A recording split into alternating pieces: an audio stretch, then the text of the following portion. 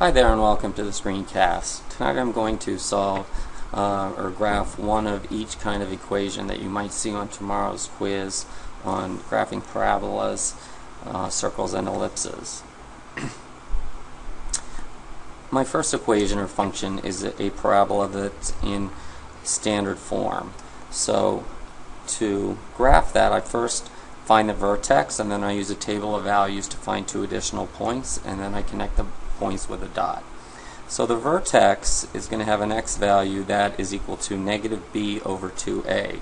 Now for this one, for this function, a is negative 1 and b is 12.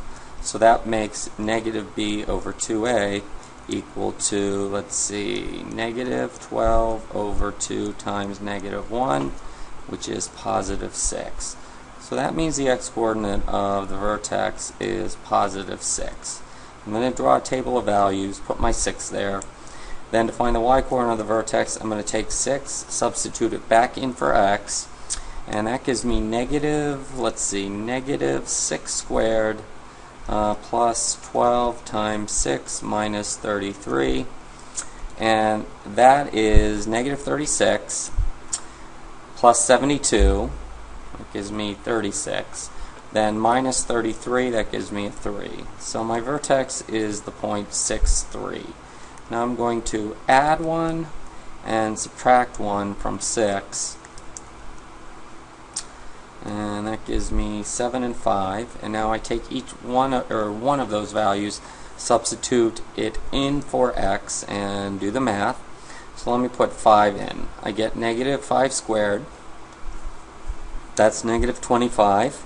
Plus 60, that gives me 35, and then minus 33, that gives me 2. So those are my points, 7, 2, 6, 3, and 5, 2. So let me graph those, 7, 2, 6, 3, and 5, 2, and then I'm going to connect the dots with a U shape, and that's my function, and I'm all finished. Alright, that's a function in standard form, or a parabola that's in standard form. Now let me look at one that is in vertex form. Okay, so I have y equals negative 2x, x minus 1 minus 5. Okay, the first thing I'm going to want to do is graph the parent function of that. And that would be y equals negative 2x squared. So I'm going to do that using a table of values. So let me draw my table of values. I'm going to use negative 2, 0, and 2. You can always use those numbers for x. Then I substitute each one of those into the equation, and this is what I get. So those are my 3 points, 0, 0, negative 2, 8, and,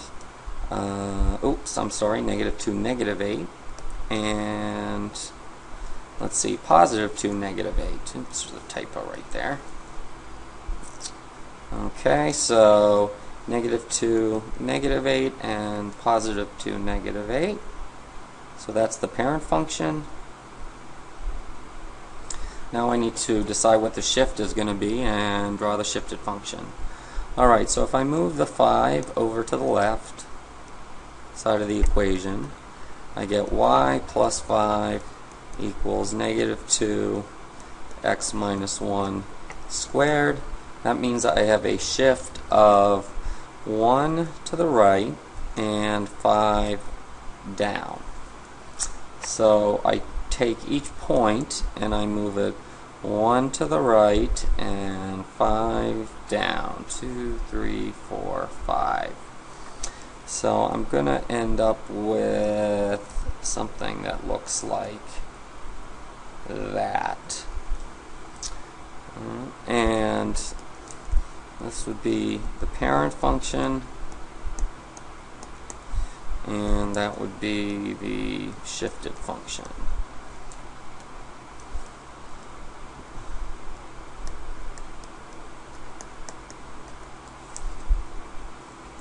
Okay, that's the vertex form of a parabola. Now we're going to try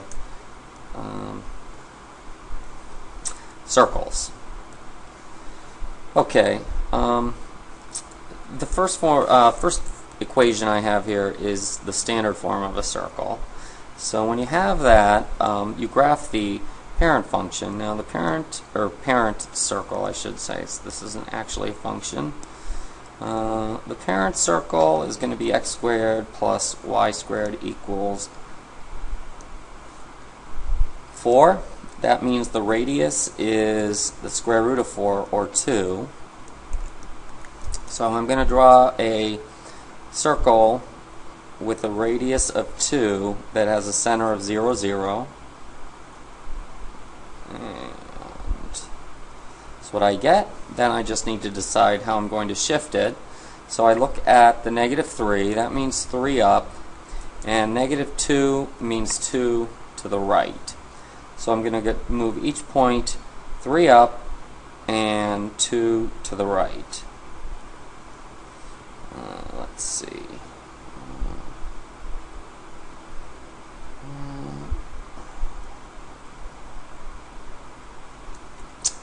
Let's see, am I doing this right? No. So, oh, there's my problem. By the way, the first few words in tonight's secret sentence. Meanwhile, when Mother Nature,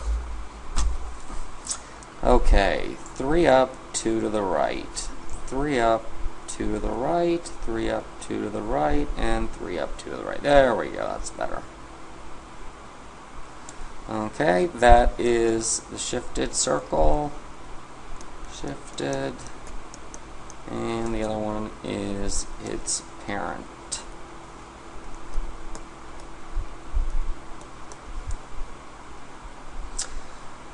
Okay, the next one, I'm given the conic form of a circle, and the conic form, if I want to actually graph the circle, I need to rewrite it in standard form first.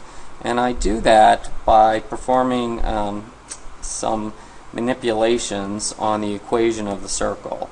So the first thing I want to do is group the x's and y's together. So I'm going to write that as 8x squared, or x squared plus 8x, and then I'm going to group the y's together. So that's y squared plus 8y, and then I'm going to move the -23 over to the right side of the equation. Okay, now I take whatever the coefficient of x is, I divide it by 2, and I square it. And I add that to both sides of the equation. So that's going to let me add a 16 there, and I'm going to have to also add 16 to the right side of the equation, I should say. Then I do the same thing with the coefficient of y. Start with it, divide it by 2, that gives me 4, square it, and that gives me 16. So I'm going to add another 16. Alright, now if I did this right, I can factor and end up with, let's see if I have some room over here. I'm going to factor the x's, that gives me x plus 4 squared, factor the y's, plus y plus 4 squared, and that's going to be equal to 9. That means I have a circle with radius of 3 and a shift of 4 to the left and 4 down. So let me draw the parent circle. Okay, so it's looking something like that. And then I have a shift of 4 to the left and 4 down. So that would be, let's see, 1, 2, 3, 4, 1, 2, 3, 4, 1, 2, 3, 4, 1, 2, 3, 4. Let's see, 1, 2, 3, 4, and 2, 3. Oops, I'm off by 1 there. And finally, that. Oops, no, I was correct the first time. 1, 2, 3.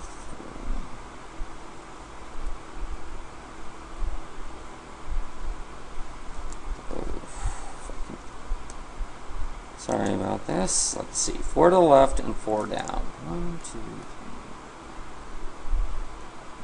4. Okay. That's better.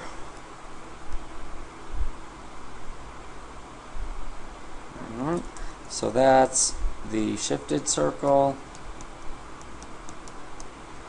And the blue would be the parent circle. And the next few words in tonight's sentence are snow making equipment kicks into high gear. So far, meanwhile, when Mother Nature doesn't make snow making equipment kicks into high gear. Alright, I think I'm up to my last problem, which is an ellipse. Okay, and an ellipse, this number here, the square root of that is going to be the horizontal radius of my ellipse, and the square root of that is going to be the vertical radius of the ellipse. The parent ellipse would be this.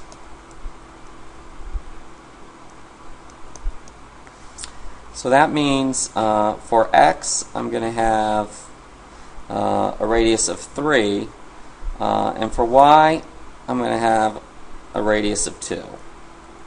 So that's going to be the parent, and now I just need to decide how to shift the function, and that's going to be, let's see, plus 1 means 1 to the left, and plus 5 means 5 down. So I need to move each point 1 to the left and 5 down.